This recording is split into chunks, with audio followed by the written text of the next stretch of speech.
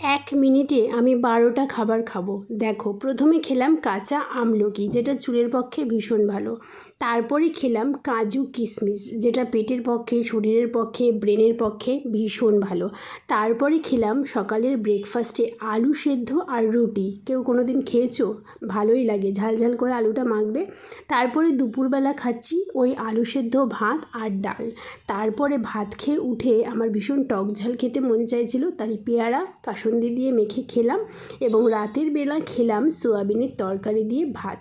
তারপরে সন্ধেবেলা একটা খাবার খেয়েছিলাম, যেটা বলতে ভুলে গেছিলাম, সেটা হচ্ছে কুরকুরে। তারপরে শ্বশুরমশাই আবার এত বড় সাইজের একটা পেয়ারা দিল, সেটাও খেলাম, ভীষণ জুসি মিষ্টি ছিল। আর রাতের বেলার জন্য করেছিলাম খিচুড়ি, তো সেটাই এখন আবারও ওই 9টার দিকে টেস্ট করলাম। অ্যাকচুয়ালি বর এখন রাত 11টায় আসে, আর আমার প্রচণ্ড পরিমাণে এটা সেটা খেতে মন চায়। আর লাস্ট খেলাম মুড়ি তরকারি।